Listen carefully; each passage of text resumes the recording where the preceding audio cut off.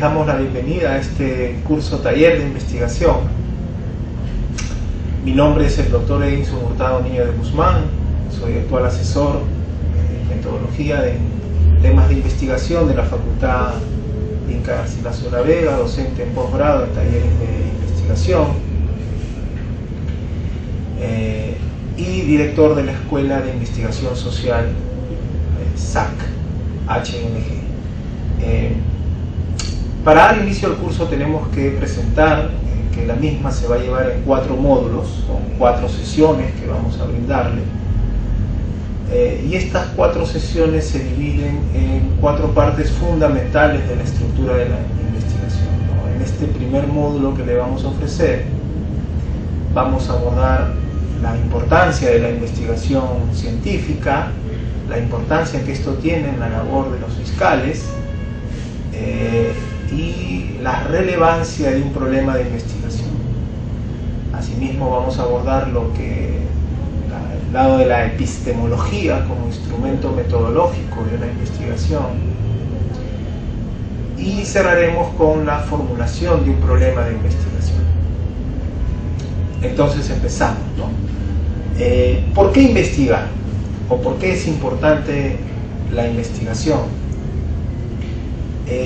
Como ustedes saben, nuestro país, esencialmente acá en Sudamérica, por lo general, en materia de derecho, si ustedes analizan en el campo penal, nosotros importamos teorías de Alemania, ¿no? Los mejores juristas son alemanes, dan sus teorías, pero son teorías que se aplican en realidades distintas a las de nosotros acá en Latinoamérica.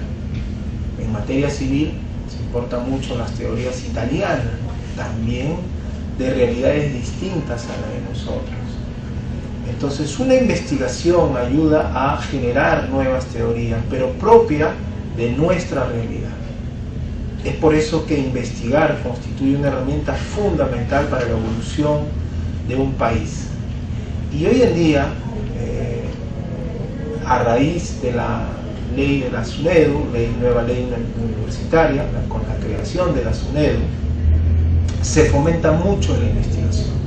El Consejo Nacional de la Magistratura también está, digamos, premia a los magistrados que realizan investigación.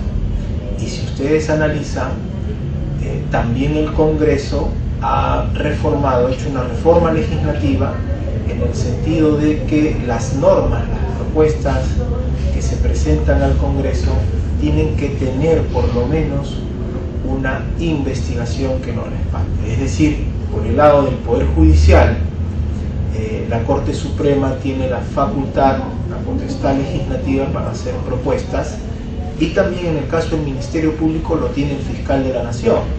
Si ustedes revisan la página web del portal del Congreso, ven pues que el Fiscal de la Nación ha efectuado propuestas, proyectos de ley, pero qué interesante sería y qué útil sería si estas van acompañadas de investigaciones científicas, y qué mejor si se realiza por parte de los magistrados o asistentes de función fiscal, que son los actores principales porque ustedes son los que viven el problema, ustedes son los que sienten el problema y lo tienen en el día a día, en el quehacer judicial, ¿no? Ante una situación, una problemática, de pronto un fiscal se puede sentir atado de manos y decir, bueno, ¿qué hago? ¿No? Justamente eso es un problema de investigación y que obviamente va a ser objeto de estudio, y qué mejor que ustedes que viven la realidad del día a día de la problemática judicial para proponer, efectuar propuestas legislativas sustentadas en proyectos de investigación. Como dije, el objetivo de la investigación no es investigar problemáticas de otros países o no es investigar problemática de un libro, de un texto. Un problema de investigación tiene que dar inicio ante una problemática de la realidad y de nuestra realidad social, ¿no? Ustedes son testigos de los problemas que tenemos en el tema de la prolongación de la prisión preventiva, en el caso que se suscitó el tema de crimen organizado, salió a hablar el presidente de la Corte Suprema, que los fiscales no trabajan bien, habló el coordinador de criminalidad organizada, diciendo que muy poco tiempo había para las prisiones preventivas en casos de organizaciones criminales. Esos son problemas del día a día que uno puede investigar, ¿no? En sí, la realidad problemática ustedes la encuentran en el quehacer de su labor.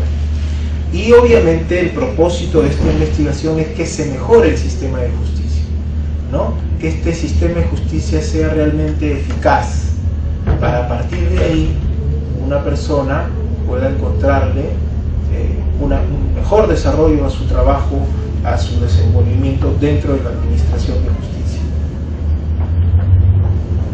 Entonces, ¿qué es lo que caracteriza a una investigación? Lo que caracteriza a una investigación es justamente la estructura, ¿no? Hay una investigación donde se forma un problema, se postula una hipótesis, una experimentación, ¿no? Esta parte de la experimentación, y acá, después de la experimentación, brota la teoría. Y esta teoría se vuelve ley. Si ustedes analizan y ven el esquema, una investigación científica es la que lleva a un fiscal. Es lo mismo. Cuando un fiscal postula una teoría del caso, está postulando su hipótesis. La hipótesis, como más adelante lo vamos a ver, viene a ser la respuesta a un problema, ¿no? Cuando alguien lo asesina, salen los medios televisivos, ¿no? La policía teje hipótesis, ¿no? Será crimen pasional, crimen por encargo, suicidio. Entonces, conforme la policía investiga, va descartando hipótesis y al final acierta con una. Pasa lo mismo con los fiscales. Cuando un fiscal postula una teoría del caso, está proponiendo una hipótesis que espera que el juez acoja y se compruebe durante el proceso. Es decir, en un homicidio, un fiscal postula la teoría del caso en el sentido de que A sería responsable del crimen en agravio de B. Propone su teoría del caso en el juicio y durante el proceso utiliza técnicas de investigación propias de una investigación científica. Porque en una investigación científica, como lo vamos a ver más adelante, nosotros utilizamos encuestas, entrevistas, análisis de documentos, y en un proceso igual. En un proceso penal igual, el juez, el fiscal ofrece testigos, ¿sí? Analiza documentaciones, ¿no? Y pasa lo mismo en una investigación científica. Entonces, la labor que ustedes realizan es justamente la misma que una investigación. Y el conocimiento, para partir de un conocimiento y destacar qué es un conocimiento científico, porque es el fruto de una investigación científica, tenemos que partir primero en dividir las clases de conocimiento, ¿no? Un conocimiento vulgar es un trascendido popular, ¿no? Recuerden esta escena del Chavo, por ejemplo. Antiguamente se decía de que echándole agua a las personas que sufren problemas emocionales se les va a pasar, ¿no? Eso es un trascendido popular muchos años atrás. Sin embargo, hoy en día la ciencia y la psicología ha evolucionado y hoy en día encontramos tratamientos, distintos tipos de tratamiento, en la cual se le da a una persona que sufre problemas de tipo mental, ¿no? Trastornos mentales. Entonces miren cómo evoluciona la ciencia a través de la investigación. Y por ejemplo, en el campo de la psicología, habrán leído la obra de Daniel Goleman, Inteligencia Emocional, y fue su obra en la década del 70, fue su tesis de investigación en su universidad, una universidad en Harvard, en donde Daniel Goleman, por ejemplo, sostenía en la década del 70 que la persona que se saca 20, que es el primero en la clase, es una persona que tiene inteligencia cognitiva o intelectual. Pero distinto es la inteligencia emocional, ¿no? El que sostiene que inteligente emocional es una persona, por ejemplo, que es capaz de controlar sus emociones, ¿no? Una persona que es capaz de gestionar sus emociones, ¿no? Porque A diferencia, por ejemplo, de los animales sienten emociones. Un perro cuando está alegre mueve la cola, cuando está rabioso quiere atacar, pero las personas somos seres racionales. Sin embargo, a veces vemos en las noticias, por ejemplo, que un profesional, por ejemplo, un colega fiscal en Puno fue grabado agrediéndole a su esposa, o profesionales en otras ramas agreden o matan. Entonces las personas dicen, pero no entiendo si es profesional. No, es que no tiene nada que ver la inteligencia cognitiva o intelectual, que lo aprendemos en el colegio, en las universidades, en el posgrado, con la inteligencia emocional, que es el arte de manejar. Y en su última parte del capítulo de su libro habla de la inteligencia interpersonal, es decir, la capacidad de manejar las emociones de los terceros. Y la pregunta es, ¿y eso sirve en el derecho? ¿Eso sirve a un magistrado tener, a un fiscal tener inteligencia interpersonal? Por supuesto. Porque en un sistema de corte adversarial, y siempre lo digo en mis clases, antiguamente los abogados nos ganábamos los honorarios pues escribiendo, ¿no? Cuanto más hojas eran el recurso de apelación, o la demanda, o la denuncia, más eran los honorarios, ¿no? Ya eso ya pasó, y hoy en día nos afrontamos a un nuevo sistema de corte adversarial, donde el abogado o el fiscal se tienen que parar y lo que tienen que hacer es persuadir al juez. Y tienen que tener inteligencia interpersonal para persuadir al juez. Ya el sistema laboral ya es de corte adversarial. En Chile se están aplicando ya en materia civil de corte adversarial, y pronto no dudo que llegue acá, y pronto sería una solución a tanta problemática que hay en materia civil, en los juicios que duran años y años, ¿no? Yo creo que el tema civil también debería darse de corte adversarial, como es en otros países. Entonces, esta inteligencia interpersonal ayuda mucho para que el fiscal pueda, y un tema de gestión y un tema de problemáticas que se dan, que a continuación yo voy a destacar la importancia de esta inteligencia interpersonal en la labor fiscal. Y el conocimiento filosófico viene a ser una postura lógica, tiene una base lógica de los juristas que postulan la teoría de algo, lo que constituye dogmática, ¿no? Su posición frente a una situación.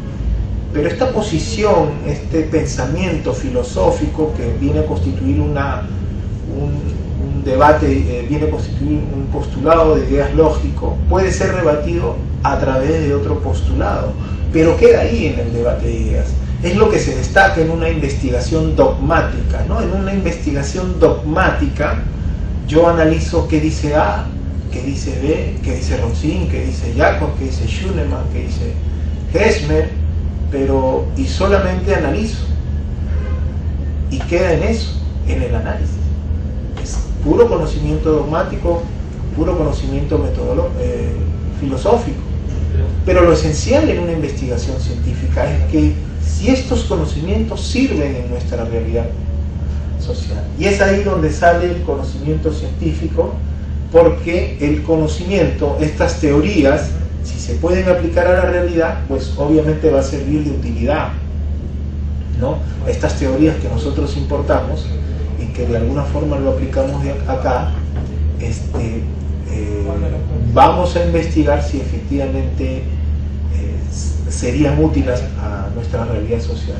Y lo digo esto porque como decía anteriormente, estamos acostumbrados a consumir conocimientos generados en otros países, y ya es hora de generar conocimientos en nuestra realidad. Conversaba con uno de sus colegas de la sierra, por ejemplo, y decían que habían denuncias, muchas denuncias sobre usurpación, y claro, en esta parte de la sierra los propietarios son las comunidades campesinas. Entonces entraban en conflicto, algunos de los compradores presentaban las denuncias en la fiscalía, y durante el interín de la investigación preliminar acontecía que el denunciante llegaba a un acuerdo porque se había reunido con la parte agraviada para que llegar a un acuerdo y en donde participó la comunidad campesina, ¿no? dándole otro terreno, pero solucionando ese conflicto. ¿Qué tenemos a partir de ahí? Si ustedes analizan, hay una especie de arbitraje penal, ¿no? Donde ha participado esta entidad para dar solución a un problema y que ha tenido efectos en el campo penal. ¿Y por qué no a partir de ahí hacer una investigación sobre el arbitraje penal? ¿Por qué no a partir de ello investigar sobre en qué medida la intervención de una institución dentro de una investigación puede dar solución a un conflicto, ¿no? Entonces sería un tema muy interesante. ¿De qué sirve la epistemología o qué es epistemología? Si queremos investigar, necesariamente tenemos que tener conocimiento y manejar lo que se llama la epistemología, que viene a ser en esencia un instrumento metodológico para la investigación. Es parte de la filosofía, pero sirve para iniciar una investigación. No podemos hacer una investigación si no tomamos en cuenta la epistemología. Y la epistemología, en el concepto en sí, lo vamos a definir como una herramienta que permite efectuar una investigación y es la que se sustenta en teorías, en posturas filosóficas para dar inicio a una investigación, ¿no? Y obviamente la epistemología nos va a permitir generar nuevos conocimientos científicos. Si nosotros no tenemos una base epistemológica, no podemos investigar. Acá tenemos algunas corrientes epistemológicas de la cual nosotros tenemos que partir de acá para iniciar una investigación. Haciendo un poquito de memoria de estas bases epistemológicas que ustedes la manejan, la primera base epistemológica es el justnaturalismo religioso, ¿no? Como ustedes saben, el justnaturalismo religioso sostiene que el derecho emana de Dios, que si nosotros tenemos este derecho es porque la divinidad así lo ha querido y que no necesitamos de una norma positiva para, digamos, tener este derecho para ejercitarlo. El justnaturalismo racional, por su parte, dice que no, que el derecho nace de nosotros por la sola condición de ser seres humanos, que el derecho está impregnado en nuestros genes por el solo hecho, repito, de ser seres humanos. El positivismo, por su parte, sostiene que el derecho nace de la ley positiva, que no interesa si sea moral, inmoral, que tenga contenido religioso, no interesa. Basta que sea ley y la ley es la ley y hay que cumplir la ley. Eso es lo que sostiene el positivismo. El realismo jurídico, por su parte, va más allá del positivismo jurídico y dice que el derecho emana de la voluntad del juez, que el juez es creador del derecho, que desde el momento que el juez aplica derecho es el creador del mismo, ¿no? Y eso, el realismo jurídico lo vemos, por ejemplo, en los precedentes vinculantes, ¿no? La Corte Suprema, por ejemplo, al pronunciarse sobre un determinado tema, crea derecho, crea una forma de interpretar. Entonces, acá tenemos.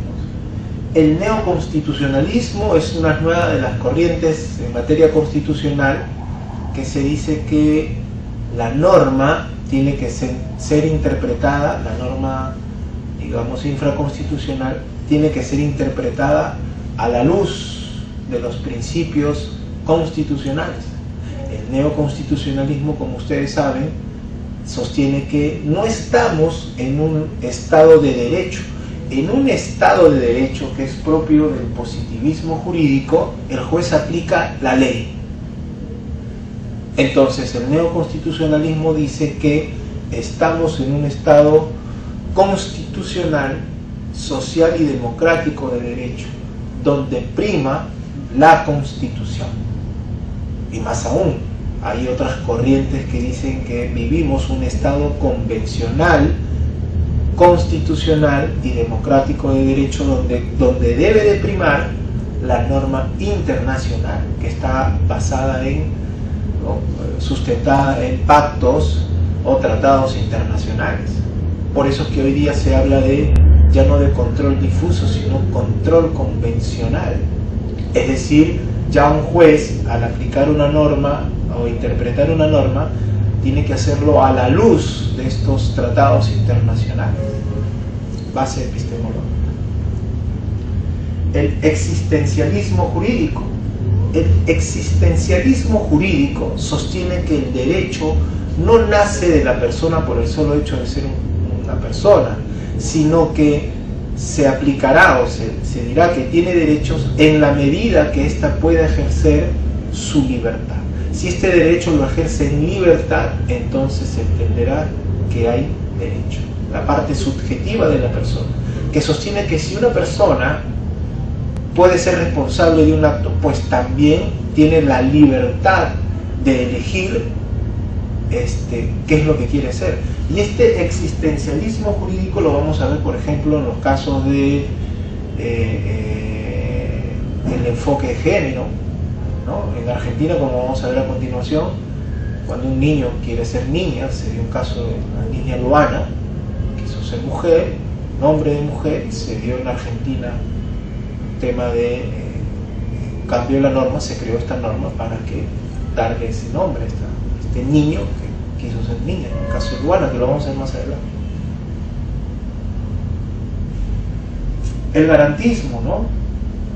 El garantismo, como ustedes saben, Luigi Ferrajoli en su libro Derecho y Razón sostiene, habla un garantismo penal y dice que el Código Penal debe estar premunido de todos los derechos fundamentales del imputado, y también habla del garantismo procesal, y Ferrajoli sostiene que el proceso tiene que estar premunido con todas las garantías procesales a favor del imputado, ¿no? El funcionalismo, como ustedes saben, hay un funcionalismo de Roxin y de Jacobs, un funcionalismo estructuralista, un funcionalismo normativista, ¿no?, donde se postula que la norma cumple una función dentro de una política, ¿no? Por eso que Roxin sostiene que el derecho penal es un mecanismo de control social, donde la función del derecho penal es controlar estos acontecimientos, y el derecho penal como última ratio sirve para la protección de bienes jurídicos. Mientras que Jacob sostiene, también en un enfoque funcionalista, sostiene que el derecho penal no tanto es que protege el bien jurídico, sino protege la norma jurídica. Es decir, mientras que Roxin sostiene que el derecho penal protege la vida, Jacob sostiene que el derecho penal protege el derecho a la vida. La reparación civil como tercera vía del derecho penal es un tema ya que en otros países se está dando, es decir, a través de en qué medida el pago de la reparación civil se fijaría como pena, digamos un poco para excluir las penas privativas de la libertad. Y otro sería, como está acá en pantalla, sería la justicia restaurativa. La justicia restaurativa también es una propuesta, es una base epistemológica que hoy en día se aplica mucho. Fíjense, porque la concepción antigua del proceso penal era que antiguamente el proceso servía necesariamente para imponerse una pena al imputado, y no interesaba al denunciante, porque el denunciante solo servía para, digamos, para poner la denuncia. Luego tenía un papel secundario, hasta se le excluía, no interesaba. El Estado lo que buscaba era condenar al procesado. Ese es un enfoque clásico del proceso penal, ¿no? Pero hoy en día, gracias a la justicia restaurativa, el enfoque cambia, y cambia en el sentido donde el denunciante va a ser un actor principal. Ya el proceso debe servir como herramienta exclusivamente para resarcir a la víctima. El proceso penal sirve para reparar a la víctima del daño acontecido, y que después de ello, bueno, se busca un mecanismo alternativo de resolución del conflicto para darle solución al proceso y que no necesariamente se tiene que terminar en una pena en el imputado. Fruto de esta justicia restaurativa es lo que ustedes tienen: el principio de oportunidad, el acuerdo reparatorio, la terminación anticipada, la conclusión anticipada, ¿no? Entonces vemos cómo es necesario, cuando iniciemos una investigación, acogernos en una base epistemológica, porque, repito, a partir de que nosotros estamos en una base epistemológica, recién podemos hacer una investigación. Tenemos que identificar cuál de estas bases epistemológicas van a sostener nuestra investigación. Por ejemplo, tenemos el tema, si alguien quisiera, hace poco se presentó un proyecto de investigación, un proyecto de ley del congresista Bruce, sosteniendo que se debería regular, por ejemplo, el matrimonio, la unión civil, personas del mismo sexo. Si ustedes cuentan, si alguien quisiera hacer una investigación, recuerden que hubo caso hace poco, un juez constitucional, un ciudadano mexicano con un ciudadano peruano contraen matrimonio en Distrito Federal, en Ciudad de México, donde se permite el matrimonio de las personas del mismo sexo. ¿Qué sucedió? Que cuando este ciudadano peruano quiere inscribir este matrimonio, el jefe de la RENIEC dijo que no, en un comportamiento, en un perfil positivista, ¿no? La ley dice que solamente se puede contraer matrimonio de un hombre y una mujer, y no. Este ciudadano peruano fue a una jueza constitucional, y tengo entendido que ya ha sido confirmada en sala. Esta juez ordenó al jefe de la RENIEC para que se inscriba este matrimonio, ¿no? Postulando pues que se le estaría violando su derecho a la igualdad y de alguna manera ejerce un acto discriminatorio frente a esta unión, ¿no? Y ahí, como vemos, hay una base epistemológica que está en contra, que es el naturalismo religioso, que sostiene que el matrimonio es fruto de un hombre, la unión de un hombre con una mujer, versus pero no el naturalismo racional, que prima el derecho a la persona, ¿no? Más allá de tener un contenido religioso. Este es el caso que me decía de la niña Luana, la nena trans, la primera que se dio en la Argentina. Es un caso bien sonado que se dio, donde se dio la ley de identidad de género, es decir, donde este niño deseaba ser niño. Su madre propició esta cruzada, y fue el gobierno argentino que da esta norma, ¿no? ¿Cuál sería una base epistemológica si alguien quisiera hacer una investigación? Sería obviamente el existencialismo jurídico, ¿no? Esto lo doy a manera de ejemplo sin sentar ninguna posición al respecto por nada, solamente para términos académicos, y que ustedes vean pues cómo se utiliza la base epistemológica, ¿no? En nuestro país, como se sabe, no existe, bueno, la eutanasia está permitida, en nuestro país no. Sin embargo, en Colombia se dio el primer caso del señor Ovidio González, una persona que sufría cáncer, ¿no? Entonces hubo también cruzadas en nuestro país vecino, en la cual definitivamente se permitió la eutanasia, ¿no? Y la pregunta es si de pronto en qué casos podría darse, ¿no?, quitarle la vida a una persona. Y obviamente se da en una investigación que alguien quisiera hacer acá, donde se permita la eutanasia. Entonces, de base epistemológica va a tener obviamente el naturalismo racional, ¿no?, derecho a la vida versus el derecho a vivir dignamente, ¿no?, que es lo que se aquejaba esta persona, desde la cual ya le habían diagnosticado y obviamente sufría dolores insoportables, y donde ya una junta médica le había diagnosticado que su muerte era segura e inminente, ¿no?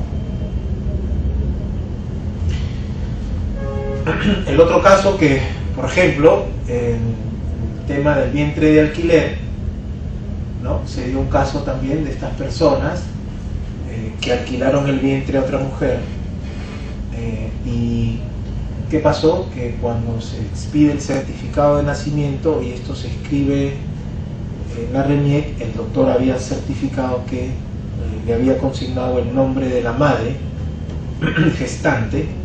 Sin embargo, estas personas tenían un contrato donde se estipulaba que era vientre de alquiler, una técnica de reproducción asistida, y obviamente esto no está regulado, como ustedes saben. Si alguien quisiera postular una regulación, vemos cómo se enfrenta el positivismo jurídico, porque la ley dice que no, está prohibiendo, no está regulado, versus el justnaturalismo racional, ¿no? Prevalece el derecho de la mujer a su libre desarrollo.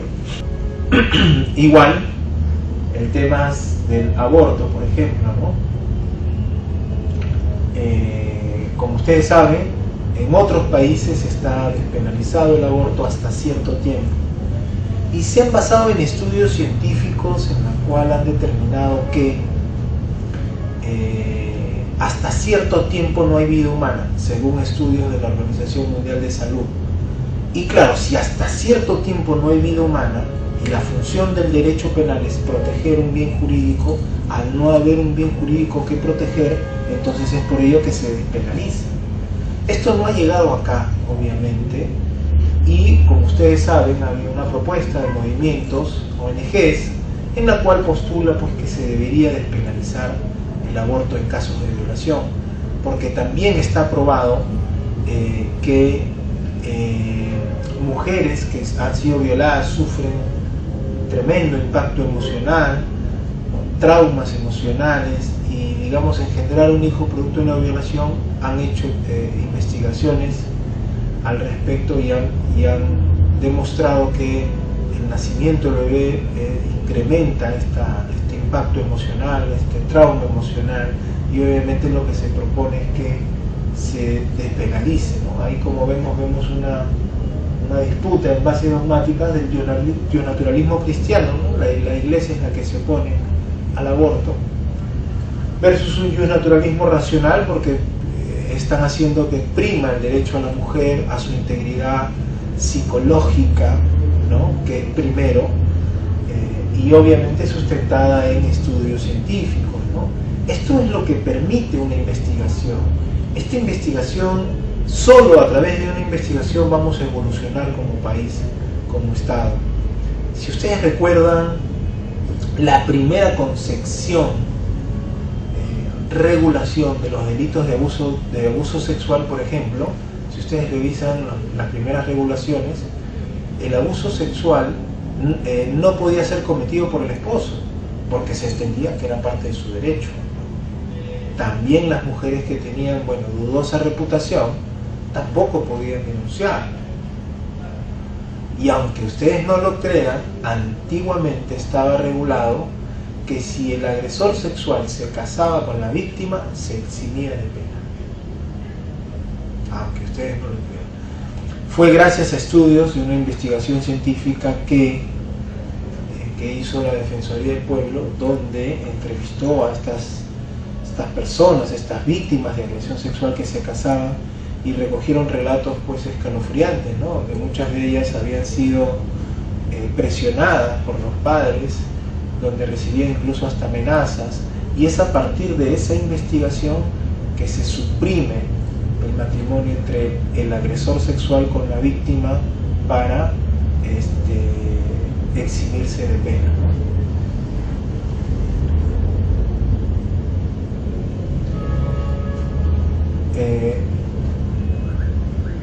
Vamos a entrar a la segunda parte, que es descripción de la realidad problemática.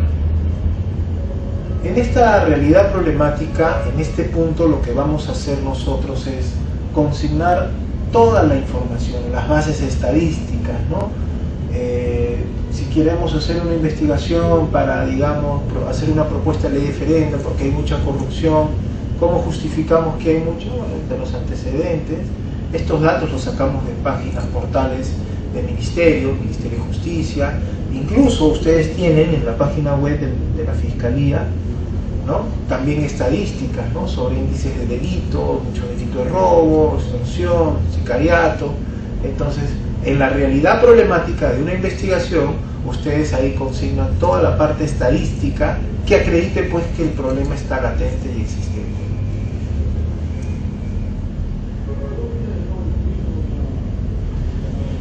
El problema científico. En esta parte nosotros vamos a ver qué destaca o cuál es la característica de un problema científico.